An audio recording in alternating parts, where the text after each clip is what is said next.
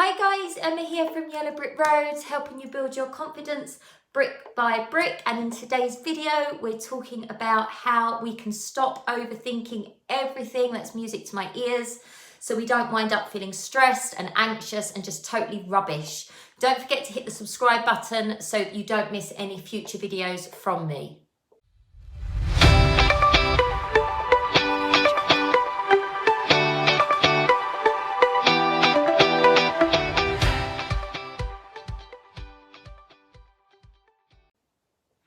Did you know that you have around 70,000 thoughts per day? And do you think these thoughts help you succeed in life, or do they make you feel less? So ultimately you do less.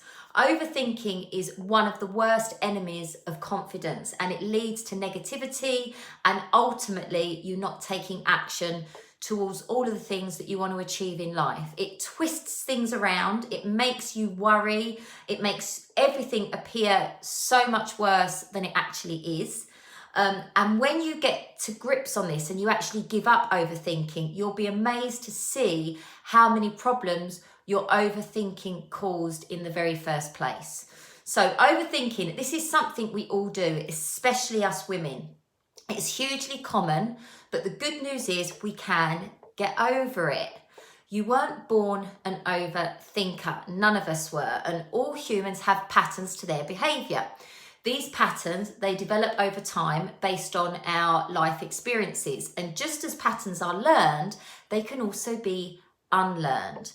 The key is to identify what's causing you to overthink in the very first place.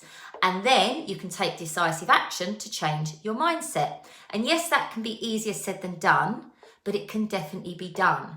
So if you overthink, the first step is to admit it. Otherwise, you're not going to change a single thing. When you make it clear to yourself what's going on and then become aware of it, you are in a position to be able to change it.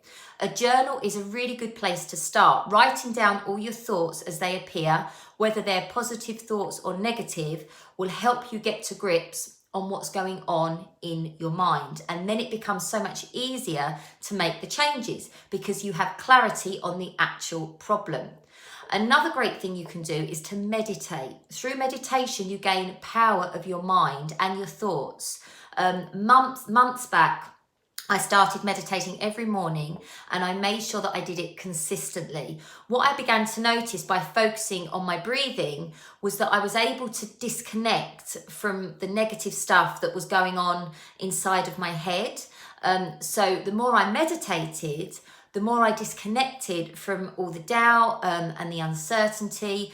And instead of my mind sort of running wild, I was able to gain control over it.